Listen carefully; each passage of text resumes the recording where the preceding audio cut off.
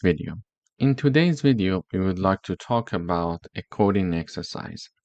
I think that it's better to learn the concepts when they're applied in exercises so we can feel the practicality of these coding exercises and the concepts that we're going to learn.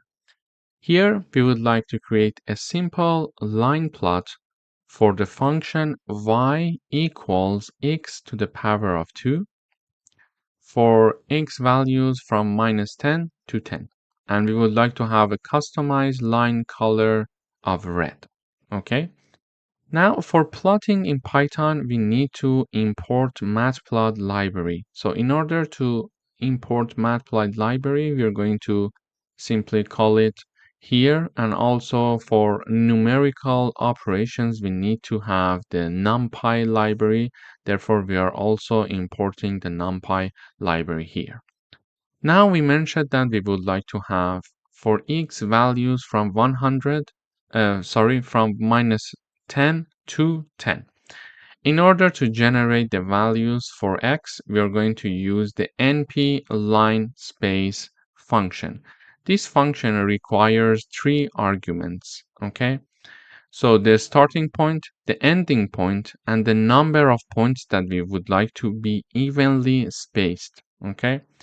Now this np line space function is going to have the start point to be -10, the stop point to be 10, or let's say the ending point, and then it is going to generate an array of evenly spaced numbers. So this is the third argument. So when we are having, for example, 100 points, it is smoothly having the curve when plotted, but if we are having lower number of, for example, points in our array, we are going to see that it's not very much smooth. We are going to test it now in a few minutes. So this np.line space function, we used it to generate the x values for us, the starting point, the ending point, and the number of points in that array, and it is equal to our x. Now we need to have the y function here because y equals x to the power of 2. We need to have it. In order to compute y value for the function, for this function, we're going to have y equals x to the power of 2. So when we want to have the power in Python, when we want to have a number to the power of 2, for example, we are going to use star star. Okay. For example, 2 star star 2 means that 2 to the power of 2. Okay. It means that 2 multiplied by 2. So when we want to show the power in Python, we are going to use star star. So 2 to the power of 2 means 2 multiplied by 2, so their output will be 4. This was just an example, but in order to compute the value of y for this function, we first need to implement it. So it is the implementation of y equals x to the power of 2. Now we calculated, we generated the x values, and we also computed the y values. Now it's the time for plotting our plot. Now, in order to plot our plot, we need to use the plt.plot function. This is a function that we can use for a custom color because we mentioned that here we would like to have a customized line color of red. So here, this function plt.plot is used to create a two-dimensional plot in Matplotlib library. Okay. Basically here, x is the horizontal values and y is the vertical values, and we are simply saying color equals red. So we would like to have the color red. Now the plot, we are creating the plot. We use the plt.plot function to customize the color and create the x and y axis. Now we need to label the axis and also the title. In order to label, we can have the plt.x label. So we are going to have the horizontal label, which is x-axis. And then plt.y label, we can call it y-axis. And the title of our figure, we want it to be this. This is the title parabola, and this is the title of our plot. And then we use the plt.show to show what has been done. So when I run this code, first of all, we see that the plot is in red. So let me put this a bit lower. So here we see that the plot is firstly red because we chose it to be red here. Okay. If I want a plot that is blue, I can have blue here, for example. When I run the code one more time, we see that the color has changed. So we can choose the color quite easily. Then we see that the title is parabola. This is exactly what we chose here. We can change to something else, for example, function. Now, if I run the code, we see function is the title of the figure here. Then we are having the x-axis and y-axis. We can change its title as well. For example, we can say it's time and it's not x-axis. For example, if the unit is time, we can write it down time here. We can change this one accordingly. So it's our choice. So I get back to the x-axis because it's easier to understand here. And this is the two-dimensional line chart that we see here that is shown in color blue. And you see that for values of x, we are having from -10 to 10 that we are having it here. As you see, among all this line, there are 100 points of x values to have a smooth shape. But if I change this 50 to this 100 to 50, let us compare.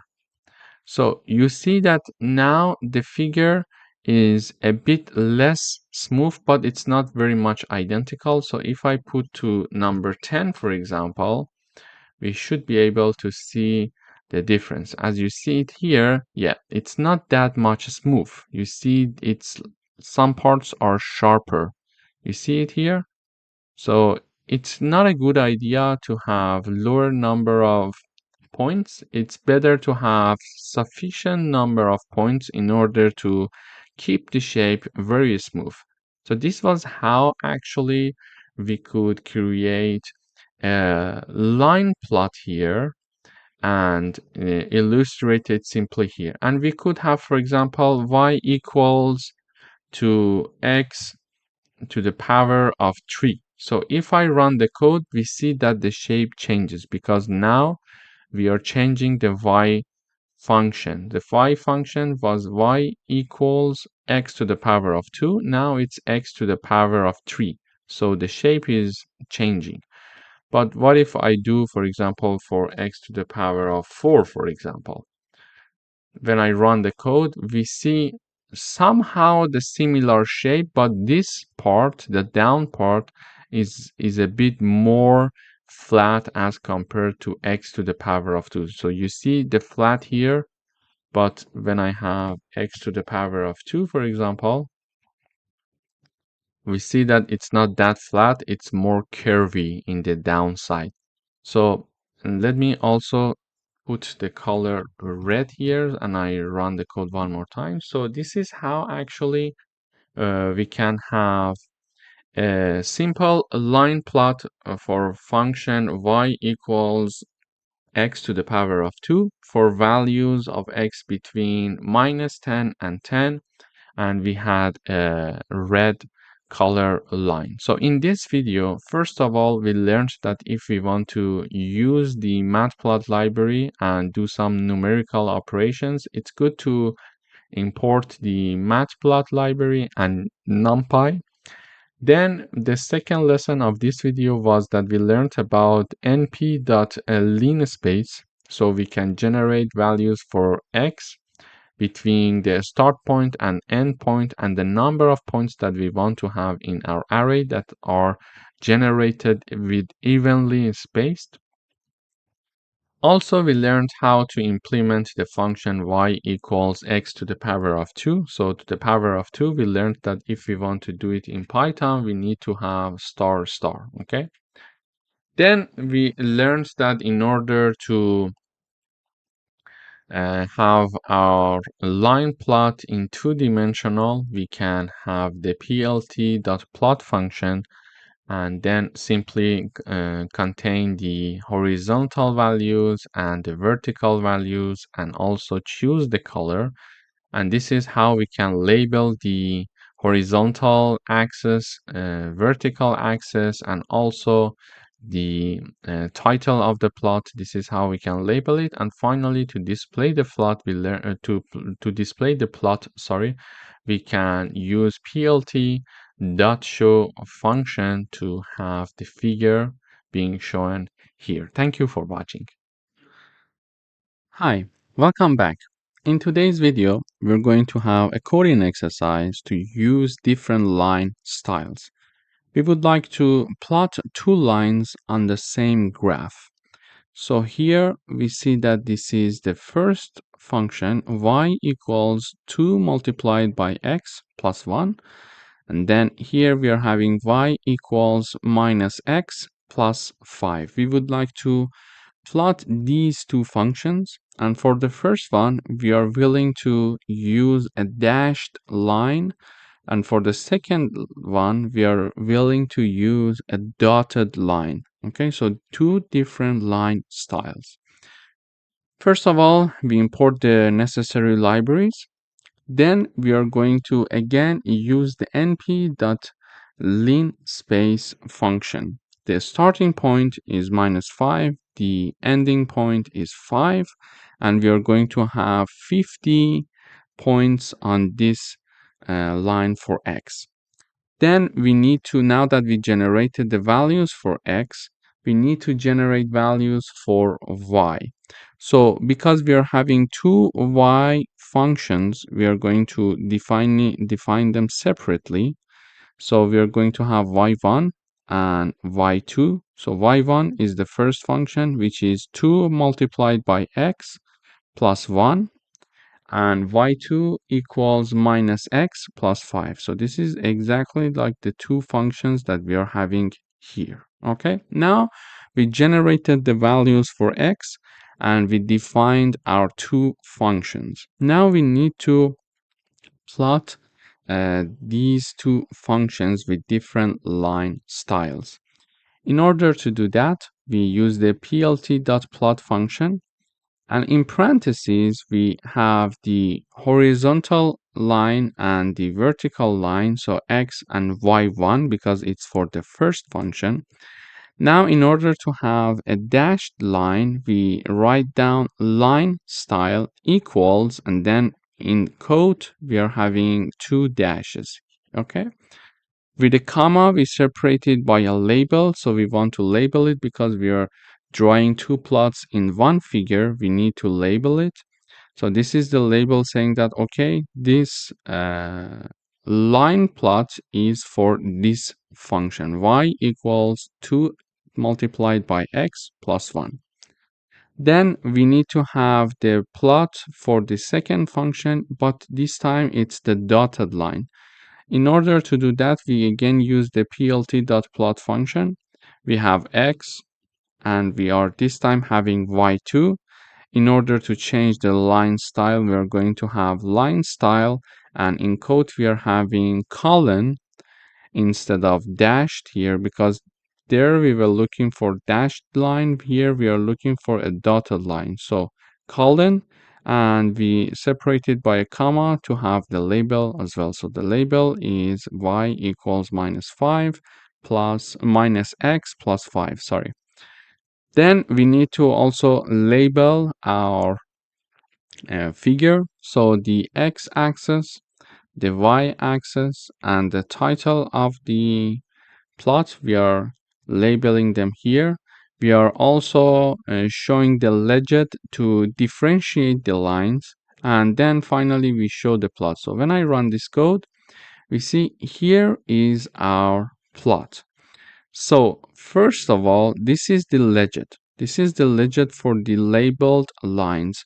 So here we had the labels y equals 2x plus 1, y equals minus x plus 5, y equals 2x plus 1, y equals minus x plus 5. So these are the labels that we defined, but we are going to show them using the legend function. So if I simply comment this one and run the code one more time, we see that it disappears.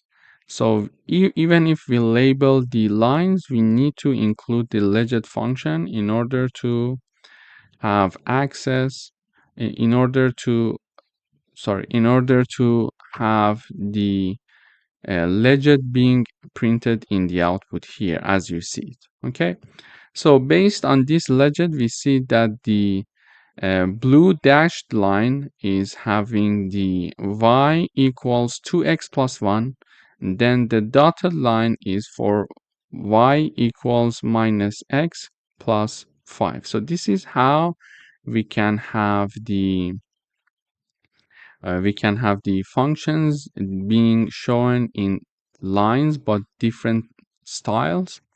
And also we see that the generated values for x is from minus 5 to 5. So we see that from minus 5 to 5, we are having the x-axis here, and we are uniformly having, for example, 50 points there. So if I put it to 100, we see that because there is no curve, it's not that much tangible to see when it's 100 or 50. So we keep it with 50 because at some point some number is enough. So now here we see that the lines are plotted here. Then we talk about the labels. So we see that the x label is x-axis, that is shown here.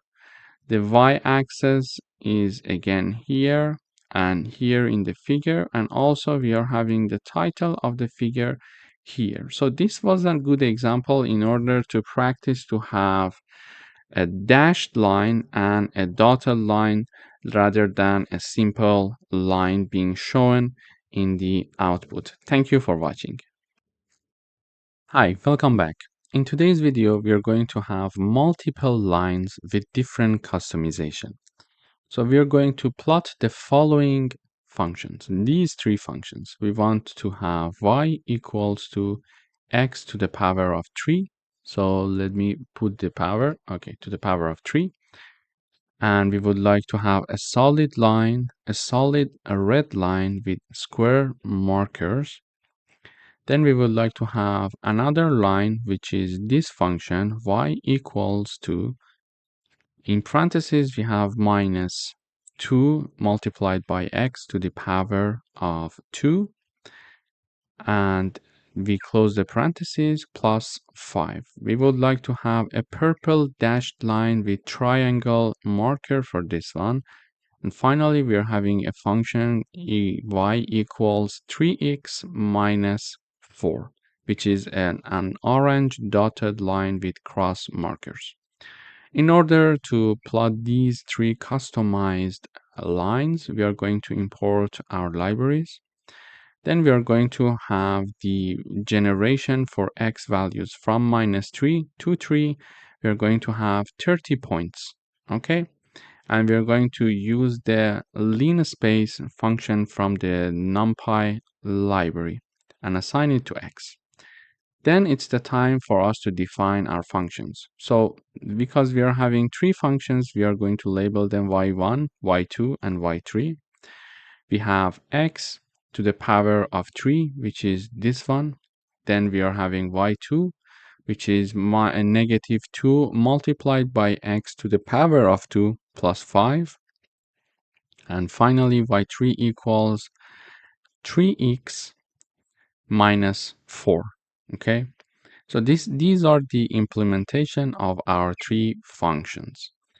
After that, we need to plot these functions. So we plot the first function x and y1, And we said that we want a solid line, so we are having only one dash.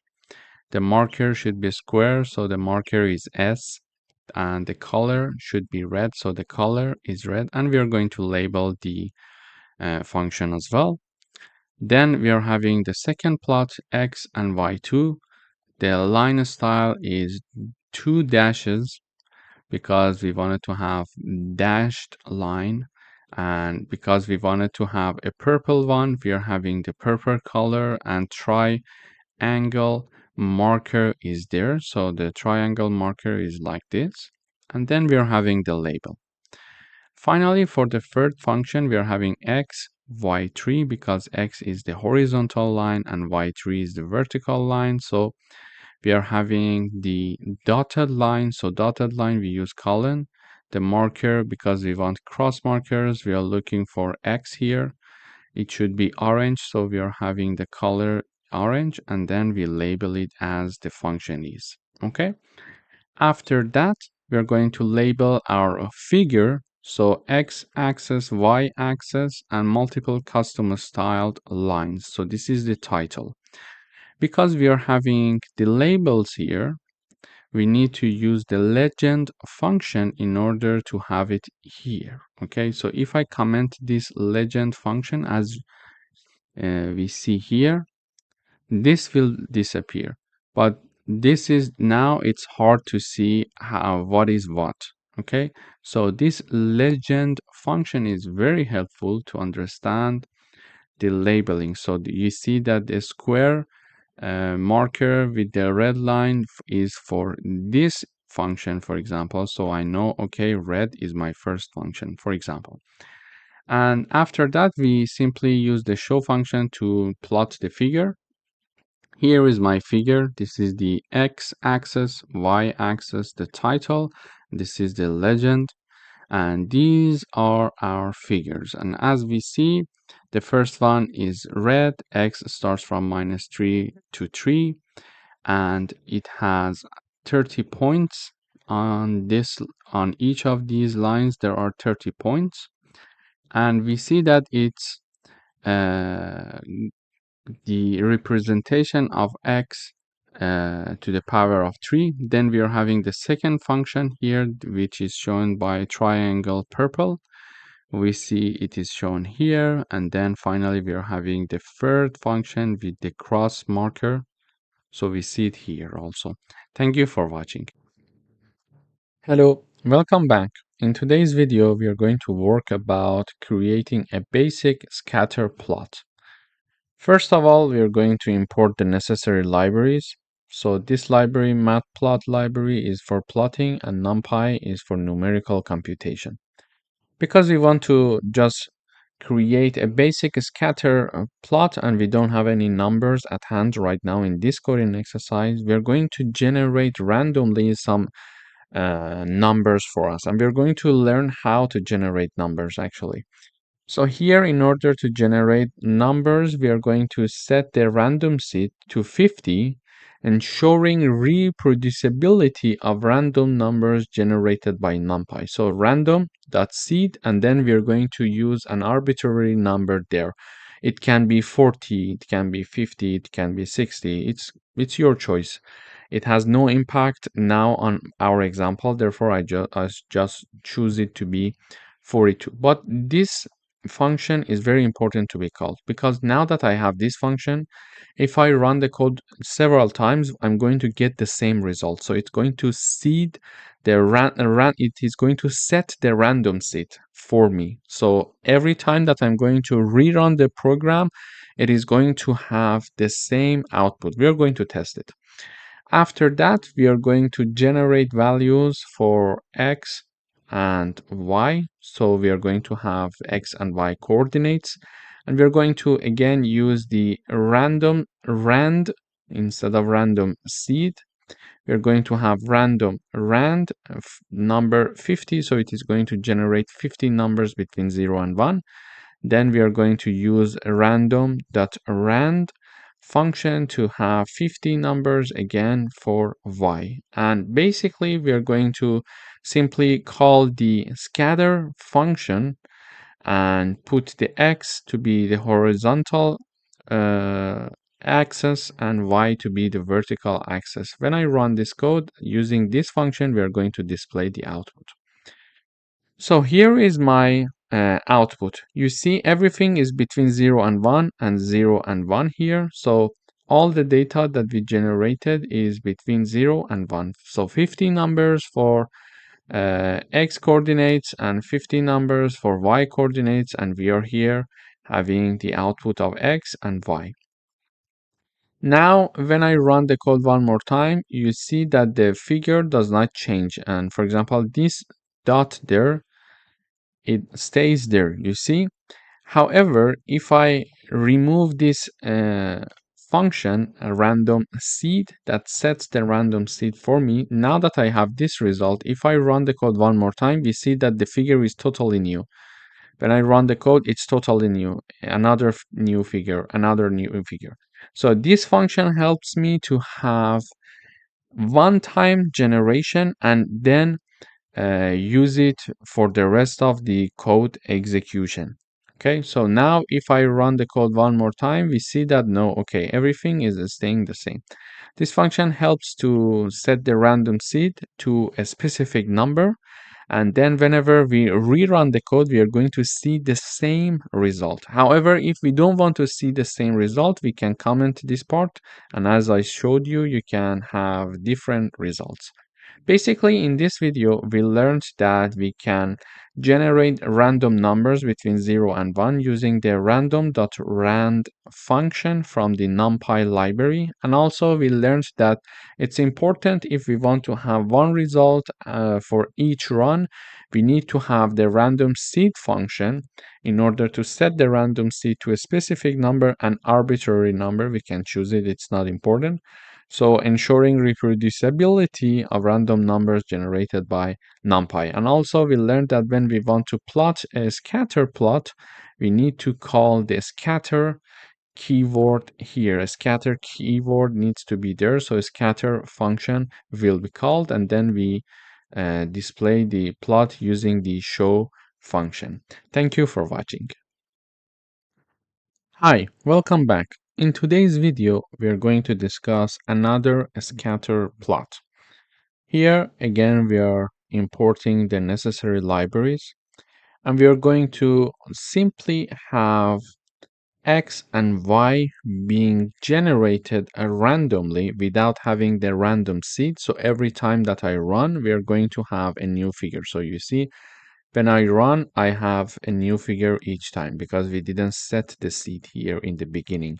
If we wanted to have that, we needed to have random dot seed and a number, for example, 50. If I uncomment this part, we are going to have the same figure whenever I run the code. But because I don't have this one and I'm directly using the random generation numbers for x and y, we see that every time that I run the code, we are having a new figure.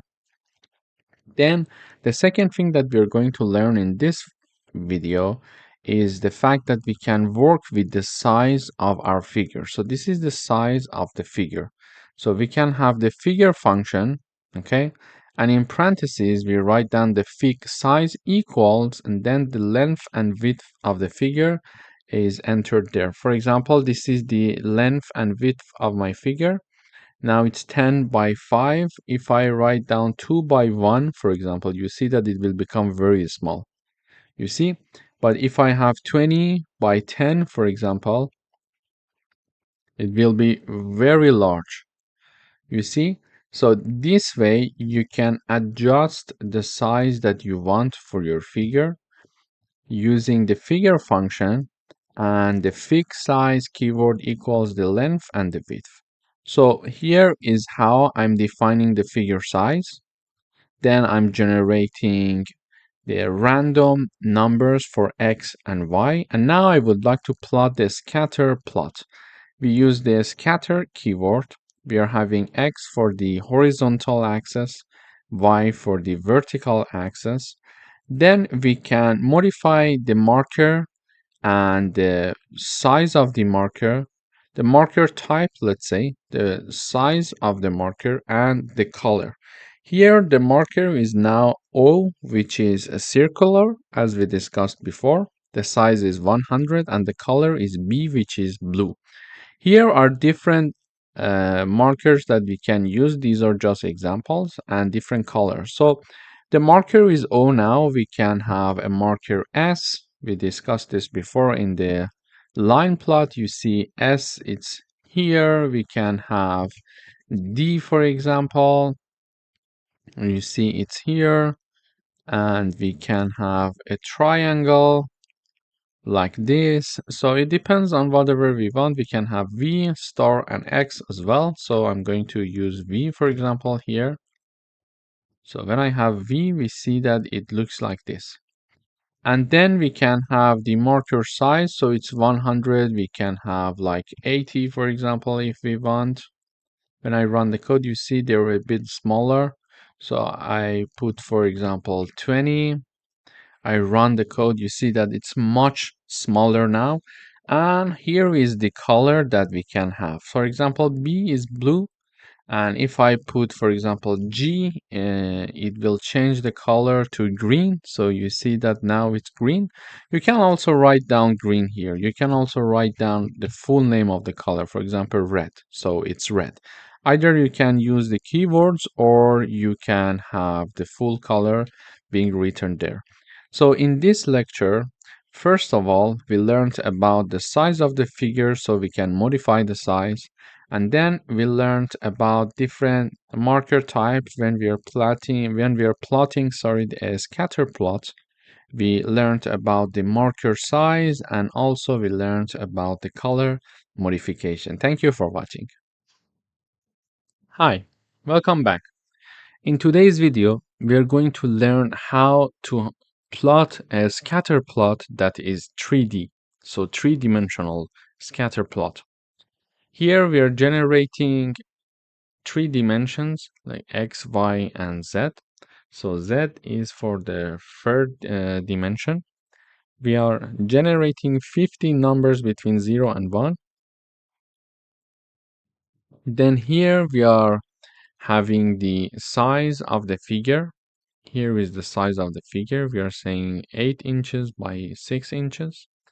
And basically here we are just adding a subplot function and tell the Matplotlib library that we are going to have a 3D function. A 3D scatter plot. Then we are having the scatter function here with the AX prefix. So AX dot scatter. Then we are having the 3 dimensions. So x-axis, y-axis, and z-axis, with each point having the size of 100. And C, which is the color, equals Z equals Z, and Y we are equaling to Z because previously we learned that if we want to have unique colors for each point, we need to have 50 numbers that are generated randomly, and then we use that to assign it to color map, and the color map will assign a unique color to each point that is randomly generated. So here we could also do that, but instead of that, we are simply assigning the color to be equal to the numbers generated for the Z that are also random. And then we are going to use those values in the color map, and we are going to use the cool warm color, and the alpha, which is the transparency level, is 0.7. And finally we are labeling our axis here. Okay, so when I run this code,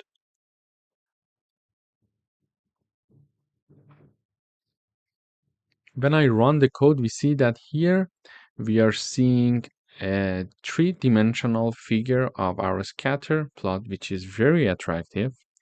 And we see that for the X axis, for the Y axis, and for the Z axis, we are having numbers between 0 and 1. And as you see, the colors are unique, so they are on a scale bar. So we are having the cool warm color map So the values that are assigned for the color are used in the color map to generate each point a unique color using the cool warm color map. So here we see that the figure is much nicer when we are having it in 3D. So in case that you're looking for a 3D figure, this video is for you. So you can simply use the add subplot function to tell the matplot that you're looking for a three-dimensional figure and assign it to ax, and then use that ax to call the scatter function and label the axis. Thank you for watching. Hi, welcome back. In today's video, we would like to talk about bar charts. Here, first of all, we are importing the necessary libraries. In order to have bar charts, we need categories and values. So here I'm labeling for my bar chart categories. For example, labels for the x-axis categories A, B, C, and D, and E. And also we need to have values for each category. For example, the height of the bar is the y-axis values. And here for the category A, I'm going to have the value 10. For B, I'm going to have 20. For C, I'm going to have 15. For D, I'm going to have 30. And for E, I'm going to have 25. So these are the basics that I need to plot a bar chart. Then here is how we can have the size of my figure. For example, here I'm having 6 inches by 4 inches, and we can modify it. We can, for example, have 8 inches by 6 inches. And the first number is the wide, and the second number is how tall our figure is. In order to plot the figure, we use the bar function. Then we have the category as the x-axis, values as the y-axis, and then the color. For example, here I choose to have sky blue. We have the edge color and line width. And finally, we are having here the title. For example, here I'm saying basic bar chart example. We are having the font size. We are having the font weight. So I want to have a title which is bold. Then we are having the label for the x-axis, which is categories, and we choose the font size. Then we are having a label for the y-axis, which is values, and we are having a font size, sorry. And finally, we are displaying the chart. So when I run this code, we are having this chart. So the x-axis is categories, the y-axis is values, and this is the title of my figure, basic bar chart, and the font is larger as you can compare with this as compared to this one. It's larger, and also it's bold. You see that it's bold. This one and this one, both of them, they're not bold. But how we draw that? So we said that we need categories and values. So on x-axis, we are having the categories from A to E. And on y-axis, we are having the values. For example, we mentioned for category A, we are having the value 10. So this is category A, value 10. Category B, value 20. Category B, value 20. Category C, value 15 here. Category D, value 30. And category E, value 25. So these are the corresponding values to our categories. And one thing to mention here is that we use the bar function, x-axis, y-axis, then the color, and we are having the edge color. You see that there are edges here. So this is black. I can have it to be red, so it's more identical, for example, you see. So you can choose this color as well. This is black, and you can discuss the line width. So the edge width is 1.5 now. It can be 4, for example. So you see that it's thicker now. So it depends on what we are looking for, but we can modify this as well. So in this video, first of all, we learned about bar charts and how to plot them, that we need categories and values, and then we need to have, for example, the categories and values to be x-axis and y-axis. We learned about the edge color and the line width, and also we learned how to make the title of our figure to be bold here. Thank you for watching. Hi, welcome back. In today's video, we are going to talk about grouped bar charts. Here is my figure. So we are having grouped bar charts. So for A, we are having 2 bars. For B, we are having 2 bars. For each of them, we are having 2 bars. And we are having 2 datasets, dataset 1 and dataset 2. So dataset 1 is the blue bars. Dataset 2 is the, let's say, the orange bars. Okay, so but how can we do that? It's very easy. We can have the categories. It's shared because we are having, for example, 2 bars for category A, 2 bars for category B. So it's shared. We can have A, B, C, D, and E. But each category has different, each dataset has different values. For example, in the dataset 1, for the category A, dataset 1, we are having the value 10. But for the same category in the dataset 2, we are having the value 5 here, sorry. So for example, for category B, we are having 2 datasets. One value is 20, one value is 15. So exactly here, the value 1 for category A, for categories, for A, B, C, D, E, and value 2 for these categories. So for example, A, if in value 1 is dataset 1, it's 10, but in the dataset 2, it's 5. So A for dataset 1, which is the blue, is 10. For dataset 2, which is orange, is 5. So we are having 1 categories and we are having 2 datasets. Okay. Now we need to have our X. So first of all, here, this part, the len function, and inside parentheses, we are having the categories, is going to return the number of categories for us. Okay, so the number of categories, which is 5. And we are going to have the number of categories, and then this part, the whole part, is going to generate an array from 0 to 4 with indices from 0 to 4 for 5 elements, which assigns a unique number index to each category. Okay, so we are going to have unique numeric index to each category A, B, C, D, and E. So this is what is going to happen here. Okay, then we are having the width of our bars, which is 0.3. So you see the width is 0.3 now, 0.3. So we can change it to what we want. We can have 0.2, for example. It's changing. We can have 0.1. We see that it's like this. We can have 0.4. So this is the width. Whatever we want, we can choose. So I choose to be 0.3.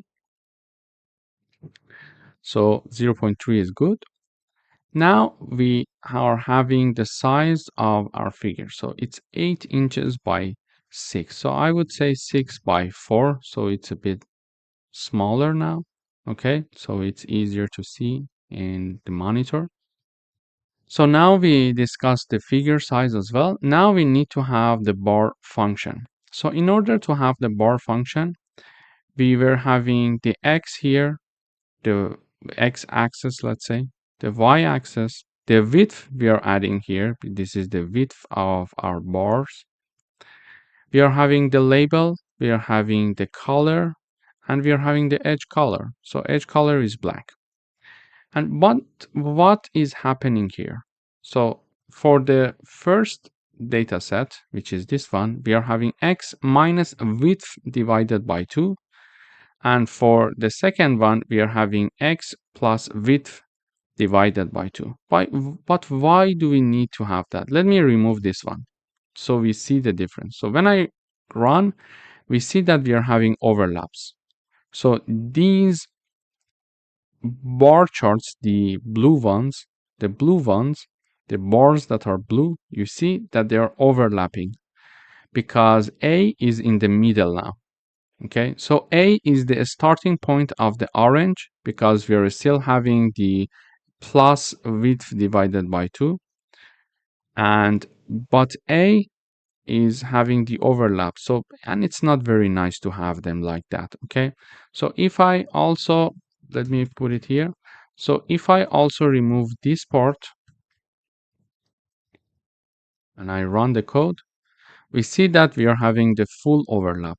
So this is another way to have the bar charts, but this is not what we were looking for now. So in order to make them nice, you see that they are overlapping fully here. We want to have the second data set to move a bit to the right and the first data set, which is the blue one, to move a bit to the left. So the orange one a bit to the right, the blue one a bit to the left, and this happens to all of them. So this orange a bit to the right and this blue a bit to the left. In order to do that, we calculate the half of the width. So this is the width, okay? This is the width and this is the center point.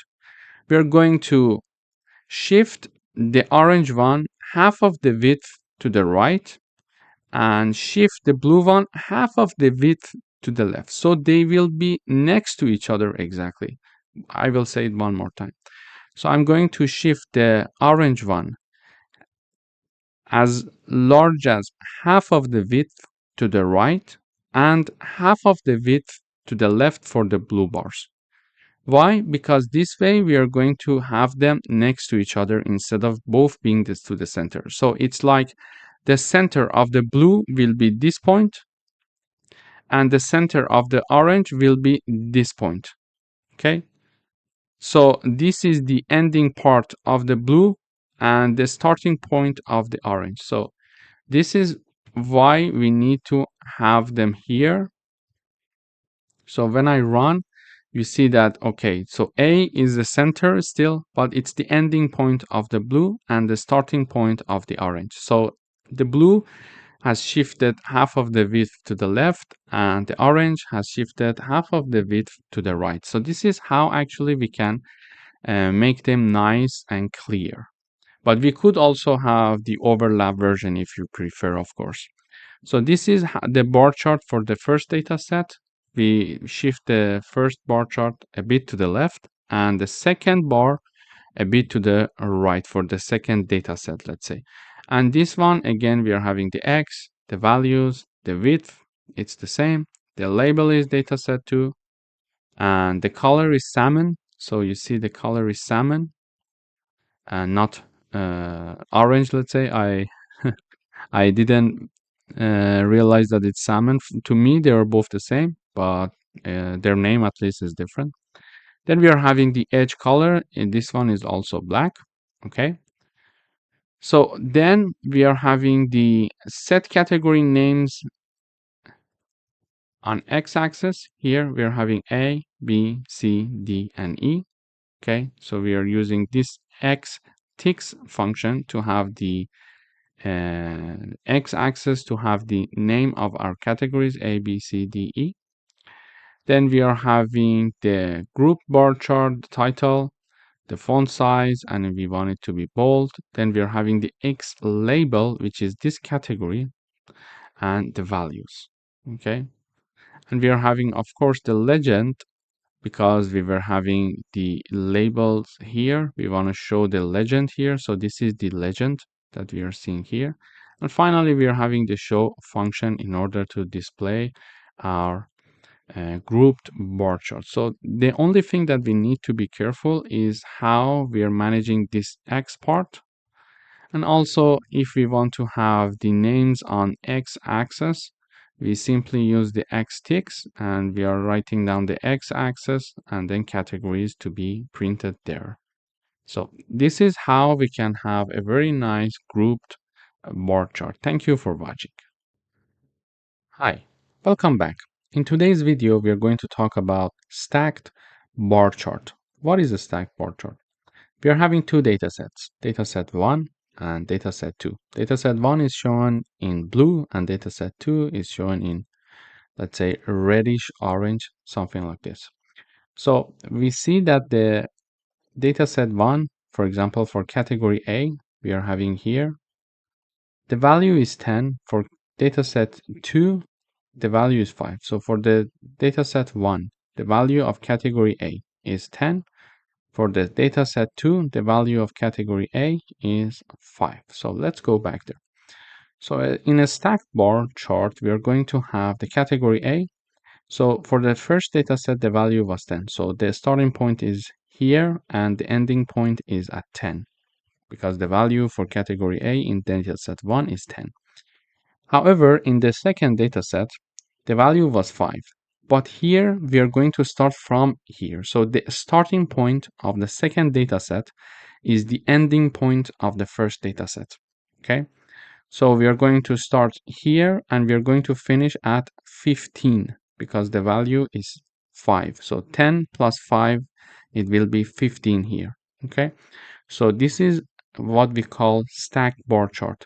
When one dataset starts at the end of the first dataset, the previous dataset, let's say. The same goes with the other categories as well. So D, for example, the starting point is 0 and the value is 30 because it finishes at 30. However, we see that for the second dataset, it starts at 30 and finishes, I think, at 55, yes? So the second data set, we are having D. So D here is 25. Yes, exactly. So it starts at 30, it finishes at 55. So 55 minus 30, it will be 25, which is the value of the category D in the second data set. This is how a stack bar chart would work. So how we can illustrate that? We import the necessary libraries first of all. Then we are having the categories, we are having the first data set, and we are having the second data set. For example, for the category C, in the first data set, we are having the value of 15, but in the second data set, we are having the value of 10. Then we are having the figure size to be 6 inches by 4 inches. So this is the size. I think it's a good size for showing it in my, for example, monitor. Then we are going to have our bar function to plot the bar charts.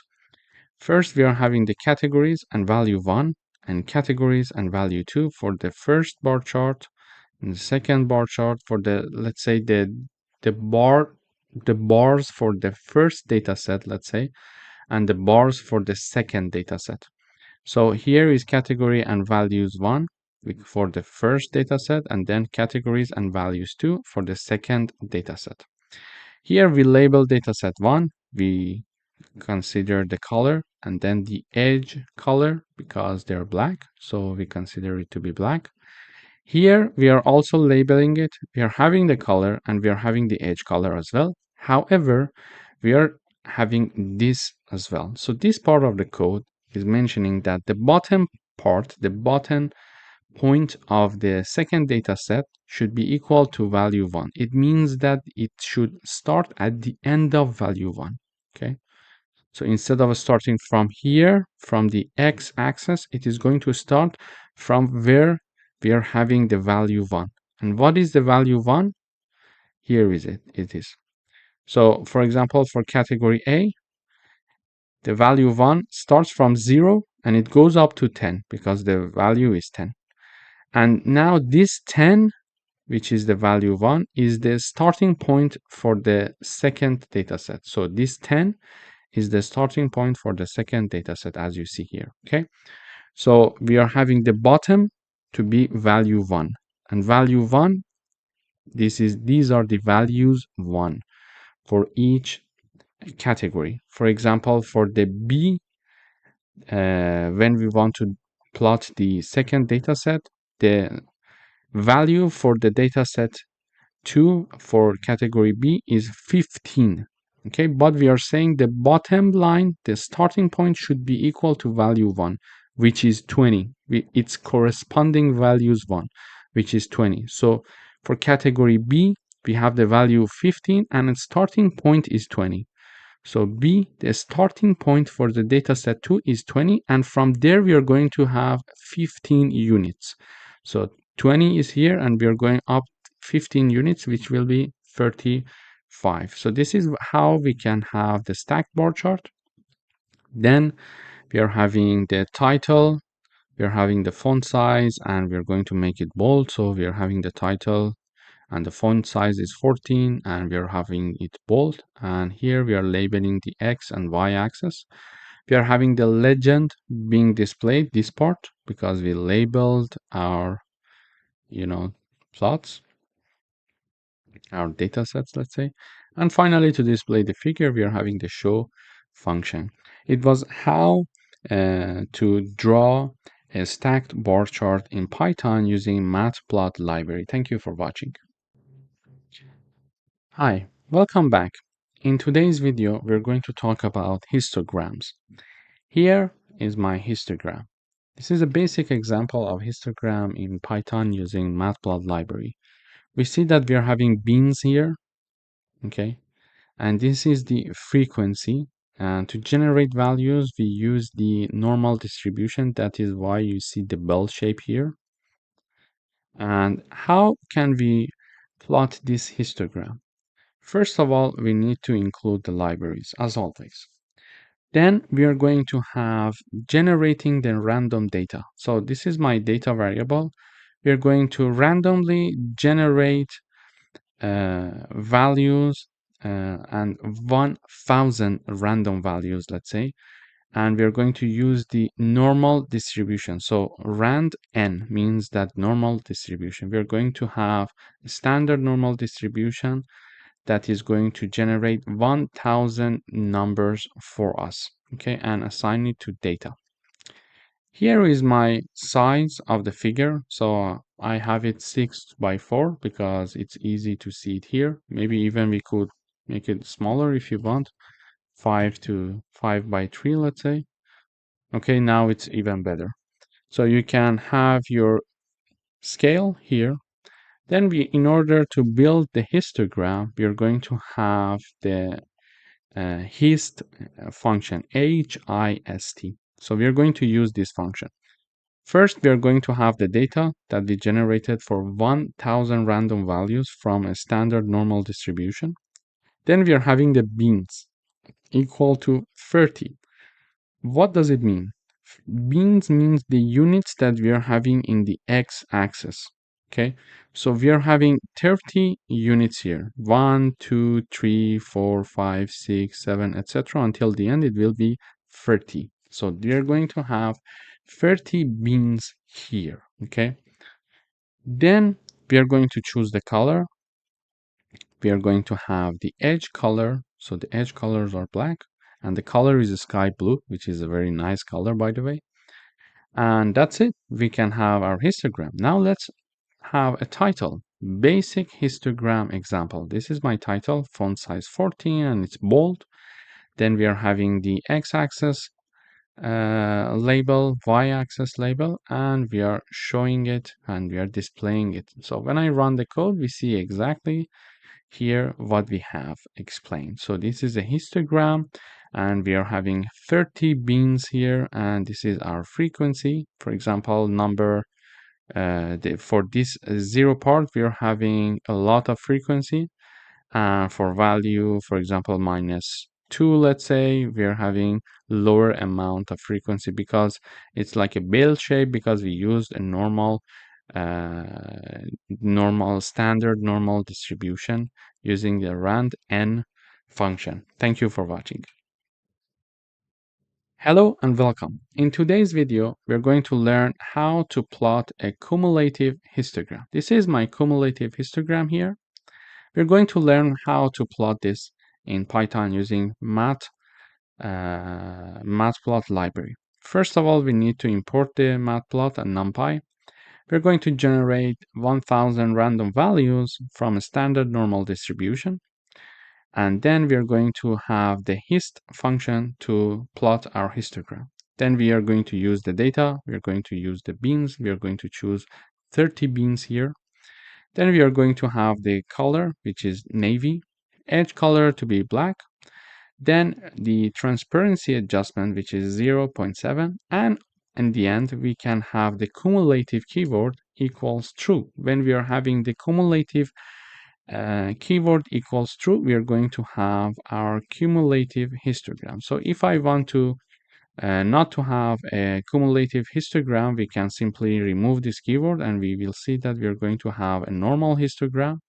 But if we are looking for a cumulative histogram, this keyword will be helpful to be assigned to true in the hist function when we are building our plot, and we see that this is a cumulative histogram. And this is again our title, x-axis label, and y-axis label. Thank you for watching.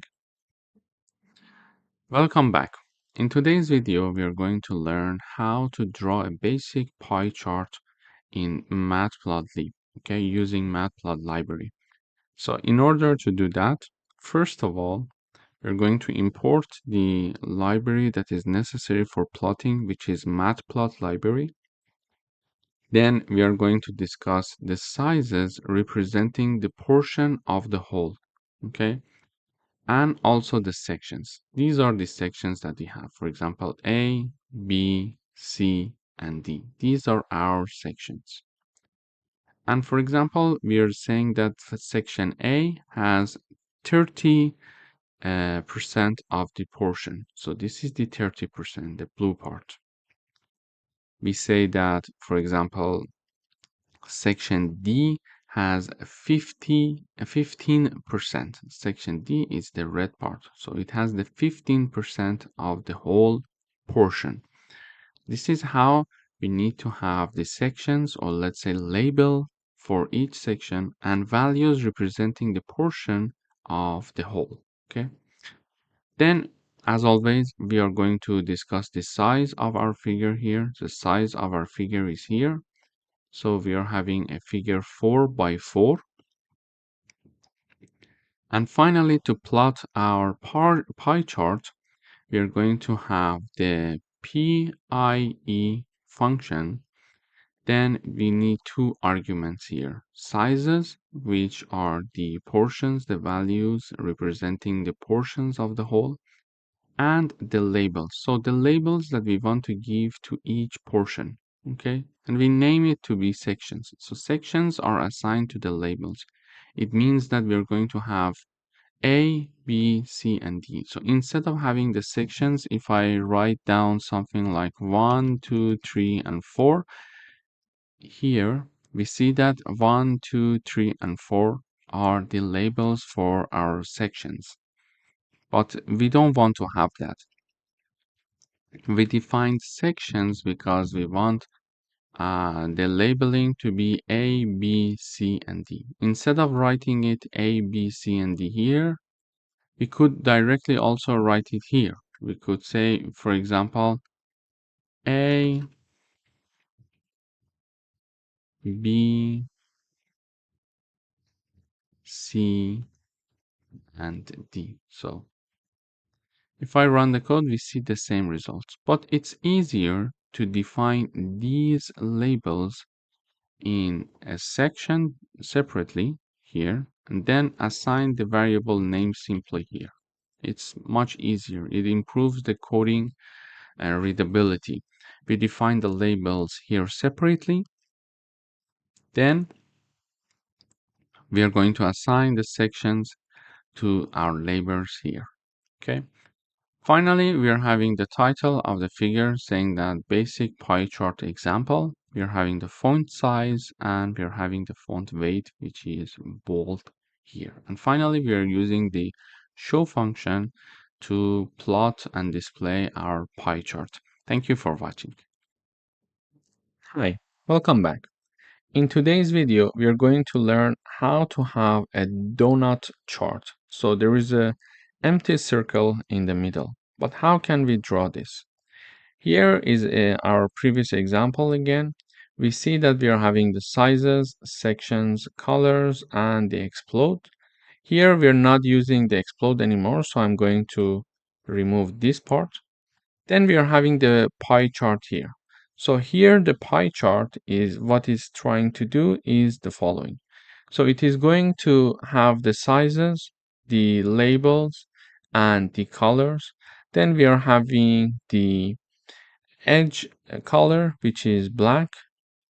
And then we are having the line width, which is 1.5. Okay. Then, because we want to have a white circle in the middle to create a donut chart here, we need to include a GCA. Then we are having the add artist function. We are having to add a circle, and this is the radius. For example, we can modify this, and this is the color. So the color is white. I could say the color to be, for example, black. So when I run the code, you see the middle circle is now black. We can change to whatever we want. So it's white again, and I can modify this number as well. So I can have 0 instead of 0.5, I'm having 0.9. So you see that it's much bigger, and it doesn't make sense to have it this big. We can try 0.3. We see that it's very small now. So I think 0.5 would be a good start to have it here for the size of the middle circle. Also, we are mentioning that we want to have our circle in the middle here. You see that because we are having 0 and 0, this is in the middle. But we can modify this number as well. So if we want it to be middle, we are going to choose the 0 and 0, but we can choose, for example, 0.5, so it's a bit to the right. We can have negative 0.5 here, it will be a bit to the left. Then we can also modify this, for example, 0.2, so it's going to go a bit up because it's the y-axis. So this is the x-axis and this one is the y-axis, and we can go, for example, 0.5, so it will go up here. So it's the x-axis, it's minus 0.5, so it is coming to the left. Then it is going to the up because we are having the positive 0.5. But if I make it negative, it will go down along the y-axis. You see here, it becomes here, it comes here. So depending on what we want to do here, we are going to choose also the x and y. But for the moment, I would like to keep it at the center because I would like to have a donut chart here, a donut chart. So basically in this video, we learned how we can have the middle circle.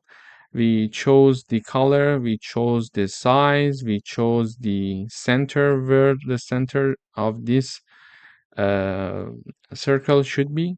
And in order to do that, we use the circle function to have it being plotted here. But we should remember that we call the GCA and also add artist functions before adding the circle. So if it's hard for you to remember all of these keywords, it's not mandatory for you to remember it. You can just simply copy paste my code and then use it whenever you want and modify it accordingly. So you can, whenever you want, you can check out this code and copy this part or write it down somewhere and then paste it in your project, and you will see the output will be like this. Thank you for watching.